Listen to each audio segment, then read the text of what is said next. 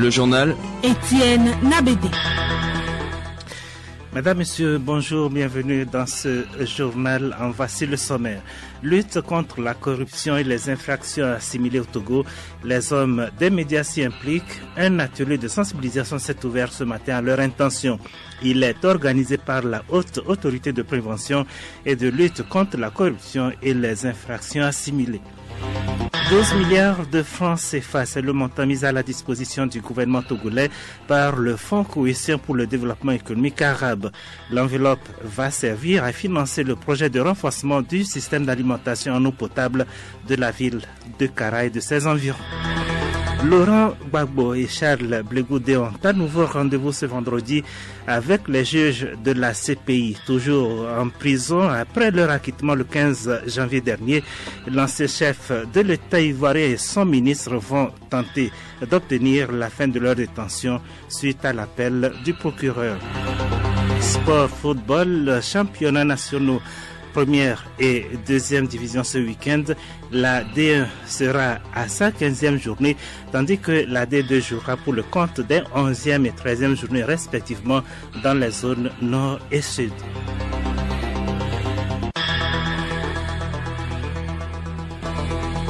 Radiolomé.tg.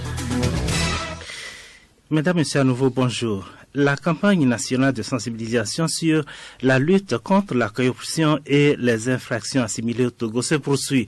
La Haute Autorité de prévention et de lutte contre la corruption et les infractions assimilées à Plucia a échangé ce matin avec les patrons de presse et les journalistes. Hélène Assabi.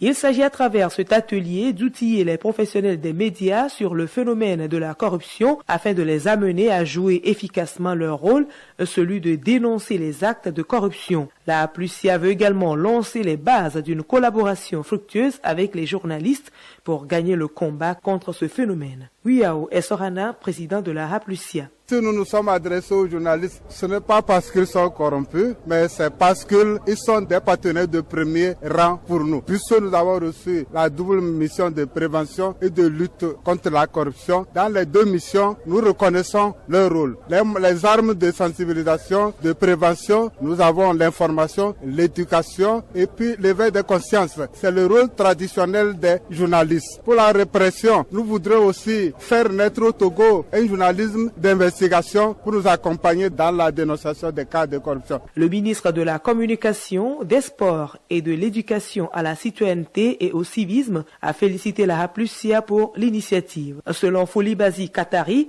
la corruption constitue une sérieuse menace pour la stabilité et la sécurité des nations. La corruption met en péril la paix et la sécurité des nations et écorne leur image. Pour les pays émergents, la corruption est un facteur dissuasif qui empêche les investisseurs étrangers de venir dans nos pays et qui est un frein au développement socio-économique et aussi un obstacle à la démocratie et à la cohésion sociale. Cette campagne nationale de sensibilisation contre la corruption, lancée le 13 septembre dernier, est placée sous le thème « Participation citoyenne à la lutte contre la corruption et les infractions assimilées ». L'objectif est de conscientiser et de mobiliser les citoyens contre le fléau afin d'inaugurer une ère de tolérance zéro à l'égard des actes de corruption et infractions assimilées. Le Togo et le Fonds cohésion pour le développement économique arabe ont procédé hier à Lomé à la signature d'un accord de prêt. L'enveloppe de 12 milliards de francs CFA va servir à financer le projet de renforcement du système d'alimentation en eau potable de la ville de Kara et de ses environs. Aruna Mola. Le barrage de la Koza, source d'approvisionnement en eau potable des villes de Kara, Keitao, Pagoda, Niamtougou et de leurs environs, est confronté à l'évolution démographique actuelle de la zone. Ce projet consiste à mobiliser les ressources en eau de la rivière Sara, construire une usine de traitement d'eau à Bafilo d'une capacité journalière de 10 000 m3 avec un laboratoire d'analyse d'eau, 2 châteaux et une conduite d'eau. La pose d'un réseau additionnel de distribution dans la zone sud de la ville de Kara. Il s'agit de porter à terme la capacité journalière à 17 000 m3 d'eau. L'accord a été signé du côté togolais par le ministre de l'économie et des finances, Sani Yaya, qui a salué la vision du chef de l'État pour sa politique sociale et témoigné sa reconnaissance pour la qualité de la coopération entre le Togo et le Fonds cohésien. Ce projet consolidera les acquis pour l'atteinte des objectifs de développement durable ODD, assurera l'accès de tous à l'eau potable et à l'assainissement, tout en préservant une gestion durable des ressources en eau de la région. C'est pour dire que la prise en compte des besoins sociaux qui est en ligne avec le plan national de développement et le programme social du chef de l'État demeurera au cœur de l'action gouvernementale afin d'assurer le développement économique et social de notre pays et apporter une réponse concrète aux préoccupations de nos concitoyens. Le directeur général du Fonds cohésien, Nedal Alolayan, s'est félicité du renforcement de la coopération entre le Togo et son institution vieille de plus de 2 décennies. Nous voulons donc nourrir l'espoir pour un succès pour la réalisation de ce projet de renforcement du système d'alimentation en eau potable. Nous osons croire que cela répondra véritablement à vos attentes et pour le bien-être de nos populations. Nous voudrions formuler le vœu que cette rencontre aboutisse véritablement à la réalisation et au succès de ce projet. La cérémonie de signature s'est déroulée en présence des ministres en charge de l'eau et de l'hydraulique villageoise ainsi que de leurs collaborateurs. L'atelier de formation sur la coordination interservice dans la gestion des catastrophes a pris fin hier à Lomé. Un exercice de simulation sur table basé sur un scénario de l'effondrement d'un immeuble au niveau du grand marché de Lomé a marqué la clôture de cette formation. C'est une initiative de l'Agence nationale de protection civile avec pour objectif de concilier la théorie et la pratique pour une bonne gestion des catastrophes. Simbo Akleso, directeur des opérations adjoint à l'autorité administrative. L'innovation de l'agence, c'est de ne pas se limiter aux formations théoriques, mais c'est de terminer la formation par un exercice de simulation pour voir dans quelle mesure on peut concilier la théorie et la pratique. Donc aujourd'hui, le scénario, c'est l'effondrement. Et il était question de voir tous les acteurs, comment est-ce qu'ils peuvent travailler en synergie. C'est bien d'avoir une formation théorique, c'est beaucoup mieux de mettre en pratique la formation à travers les sites de simulation que nous venons d'effectuer. Parce que la réalité, les exercices, ce n'est pas trop bien. C'est mieux de se préparer pour que, quand il y a une situation, pour qu'on puisse mieux faire face à cette situation. Pour Stéphane Guérin, attaché de sécurité intérieure à l'ambassade de France au Togo, l'appui de son institution au gouvernement togolais dans cet exercice témoigne de l'excellence de la coopération franco-togolaise. Le journal Étienne Nabédé. Deux proches du président nigérian Muhammadu Buhari inculpés de corruption. L'agence anticorruption du Nigeria a lancé des poursuites judiciaires contre l'ancien secrétaire du gouvernement et un ex-chef des renseignements plus d'un an après leur limogeage. 10 chefs d'accusation ont été formulés contre l'ancien secrétaire du gouvernement, Babachir Lawal. Il est notamment accusé d'avoir accordé des marchés à des entreprises qu'il dirigeait ou possédait durant la présidence Buhari. Au Cameroun, les manifestations ont été interdites début février à Yaoundé après l'arrestation de l'opposant Maurice Kamto. Cette décision intervient après une vague de marches contre la réélection de Paul Biya à la tête du Cameroun. L'ex-chef de l'État ivoirien Laurent Gbagbo et son ancien ministre de la Jeunesse Charles Blé Goudé ont de nouveau rendez-vous aujourd'hui avec les juges de la Cour pénale internationale. Une audience de plus pour tenter d'obtenir la fin de leur détention après l'appel du procureur. Acquittés de crimes contre l'humanité par la CPI depuis le 15 janvier dernier, les deux hommes sont toujours restés prisonniers à la Juliette Kandé. Cette nouvelle bataille va avoir lieu à l'oral, puis les juges se retireront pour délibérer. Aucune décision ne devrait être rendue ce vendredi. Au mieux, le jugement est attendu en début de semaine prochaine. Les juges peuvent alors choisir de maintenir en détention Laurent Gbagbo et Charles Blé Goudé jusqu'à ce que la procédure d'appel soit enclenchée, ce qui prendra plusieurs mois. Ils peuvent également prononcer la remise en liberté totale des 2 hommes ou encore la sortir de conditions. Les anciens responsables politiques ivoiriens peuvent être contraints de résider dans un pays proche du siège de la CPI ou de porter un bracelet électronique. En tout cas, aujourd'hui, sans passeport ivoirien, Laurent Gbagbo et Charles Blé Goudé sont sous le coup d'inculpation dans leur pays. En 2018, l'ancien chef de l'État a également été condamné à 20 ans de prison pour la casse de la BCEAO par la justice ivoirienne. Autant de lourdes menaces qui continuent à planer sur son avenir, tant judiciaire que politique. En Algérie, la machine pour un 5e mandat d'Abdel Bouteflika est déjà en marche pour la prochaine présidentielle. Contrairement à sa précédente candidature déclarée à la veille de l'expiration du délai réglementaire, plusieurs sources indiquent que l'annonce officielle d'un 5e mandat de l'actuel chef de l'État algérien est imminente, sauf imprévu lié à son état de santé. Un sommet des chefs d'État des pays des Grands Lacs de l'Afrique sur le Burundi s'ouvre ce vendredi alors que le dialogue interburundais est en panne. Le facilitateur dans cette crise, Benjamin Mkapa, a décidé de rendre son tablier après 3 années de tentatives infructueuses de réunir autour d'une même table le pouvoir burundais et son opposition. Il doit présenter son rapport final aujourd'hui lors d'un huis clos avant que les chefs d'État présents ne décident de la suite à donner à la médiation régionale. Écoutez Radio Lomé sur le web sur le www.radiolomé.tg.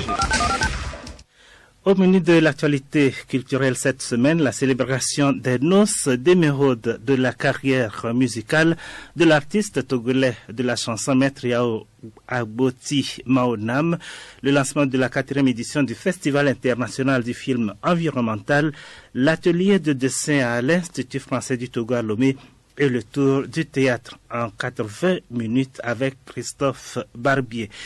Agenda culturel, c'est avec Geneviève Pognon.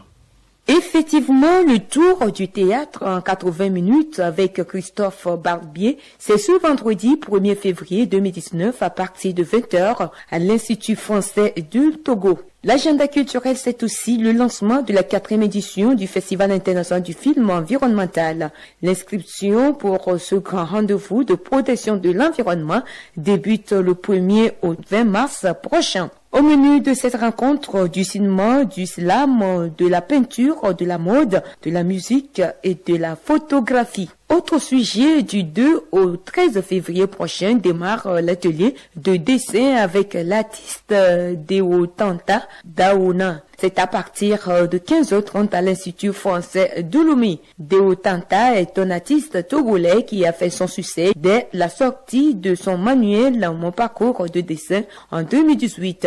Il partagera son expérience et dévoilera ses petits secrets pour un dessin pleinement réussi.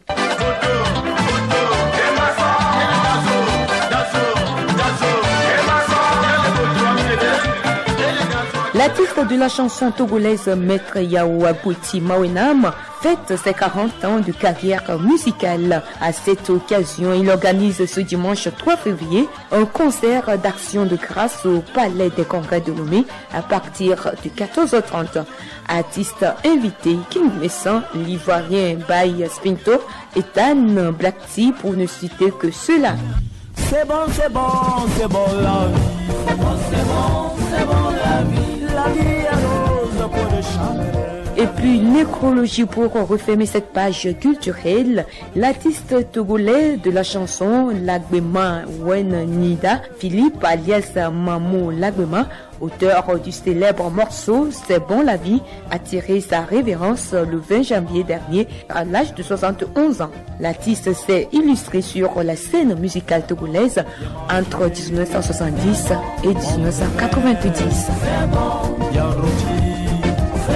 Avec lui le bout tout temps, avec lui le bout tout temps, et l'orbi, et bien l'orbi,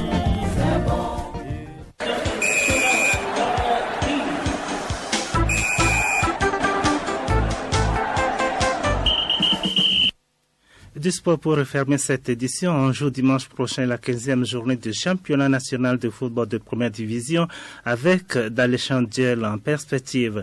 Le leader, l'ASCK, est en déplacement au stade de Kota à Aneho et il y affronte la lanterne rouge Bourlessou des Lacs. Aruna Mola.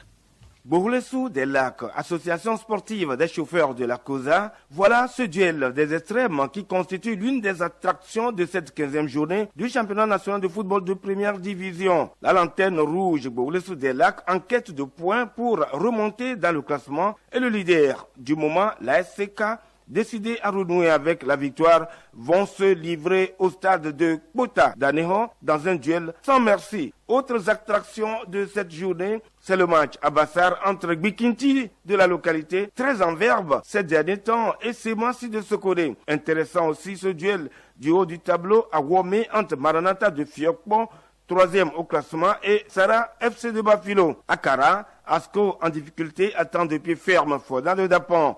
Au grand stade de Kpalimé, match alléchant entre Gomido de Kpalimé et l'AS OTR de Lomé. Ange FC de Notien croise les crampons avec Koroki Metete de Tchamba. Et enfin, à l'état-major de Lomé, derby de la capitale entre Dito et l'AS Togopor. Pendant ce temps, la D2 joue la 11e journée dans la zone nord. Ce samedi, Kakadal de Defalé reçoit à Niamtougou l'AS Bina de Pagouda. Toujours ce samedi, à Sokode, la lanterne rouge TAC affronte Doumbé de Bango. Demain dimanche, à Kusuntu, duel du haut du tableau entre Agua de Kusuntu et le leader Unisport de Sokode. Et puis à Kaboli, Odalou défie Foupa de Sotouboua. Dans la zone sud, tous les matchs ont lieu ce dimanche à l'occasion de leur 13e journée. Le leader Ifoye d'Atakwame est en déplacement à Aotoé pour y affronter la lanterne rouge, la SNPT, dans un match des extrêmes. L'étoile filante de Lomé se déplace aussi. Il joue au stade Dr Kaolo de Tchévier, espoir local. À Tabligo, Arabia attend de pied ferme à Gaza de Lomé, qui est sur une bonne spirale de victoire ces derniers temps. Abadou face à face au Kiti, Kotokon de Lavier. Et enfin à Ablogame, derby de la capitale entre Asfosa et Entendeux de Lomé. Tous ces matchs démarrent sous le coup de 15 heures temps universel. Mesdames et messieurs, ainsi prend fin cette édition. Merci de nous avoir suivis. Retrouvez la rédaction à 14 heures.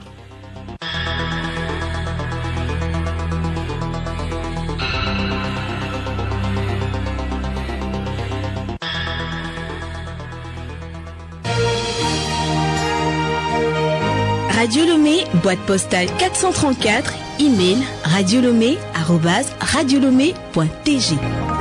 radiolomé.tg